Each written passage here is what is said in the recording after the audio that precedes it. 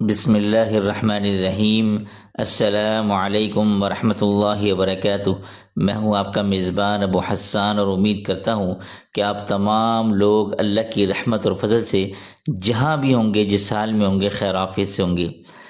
اچھا، یہ ایک خاص عمل ہے اور یہ میری نظر سے گزرا، اور میں نے سوچا کہ اب آپ لوگوں کو یہ خاص اور مجرب عمل میں دیتا چلا جاؤں۔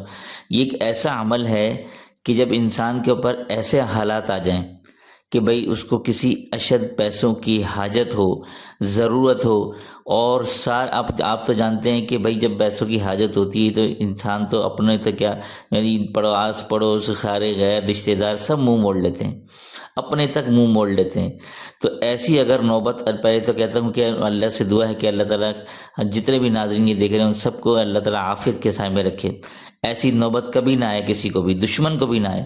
لیکن اگر کوئی ایسی نوبت آ جاتی ہے اور ایسی آزمائش کی گھڑی آ جاتی ہے کہ بھئی پیسوں کی سخت ضرورت ہو اور کوئی بھی آپ کا ساتھ دینے والا نہ ہو، تو میں آپ کو ایسے 3 ناموں کا ورد بتانے والا ہوں کہ اگر آپ اس کے بعد بس یہ چلتے پھرتے اٹھتے بیٹھتے آپ کی زبان ان 3 ناموں سے تر رہے، ورد کرتے رہیں، تو انشاءاللہ ثم انشاءاللہ جلد یا بدیر انشاءاللہ اللہ کی مدد نازل ہوگی اور آپ کا کام بن جائے گا، اور اللہ تعالیٰ آپ کو کسی کا محتاج نہیں رکھیں گے۔ تو یہ ایسا زبردست عمل بتا رہا ہوں، خاص کام آنے والا ہے، اس کو سیو کر لیجیے گا، صدقہ جاریہ کی نیت سے دوسروں کے ساتھ شیئر بھی کیجیے گا۔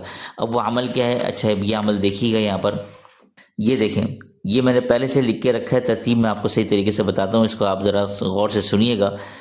یہ ہے، پہلا نام ہے یا مالکو، ٹھیک ہے؟ سب سے پہلے آپ نے یہ پڑھنا ہے، ترتیب کا خیال رکھنا ہے، اس کے بعد ہے یا وہابو، ٹھیک ہے؟ اور نمبر 3 پر ہے یا رزاقو۔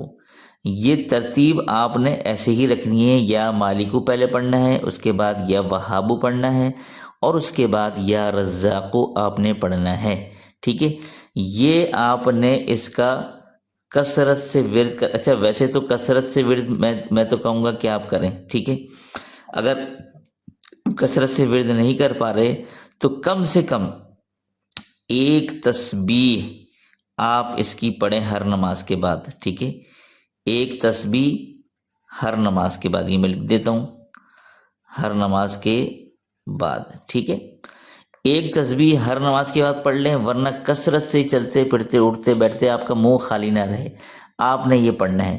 تو یہ کر لیں انشاءاللہ ثم انشاءاللہ، آپ کے جس مسئلے میں اٹکے ہوئے ہیں، جو پیسے کی حاجت ہے، انشاءاللہ اللہ کے کرم سے وہ آپ کی حاجت پوری ہو جائے گی۔ بس آپ نے دل سے اللہ سے دعا بھی مانگنی ہے کہ یا اللہ میرے جنا، میں تجھے ان ناموں کا واسطہ دیتی ہوں یا دیتا ہوں، اور یا اللہ میری جو ہے یہ فلانی حاجت ہے، یا اللہ اس کو تو اپنے خزانہ غیب سے پوری فرما دے، ٹھیک ہے؟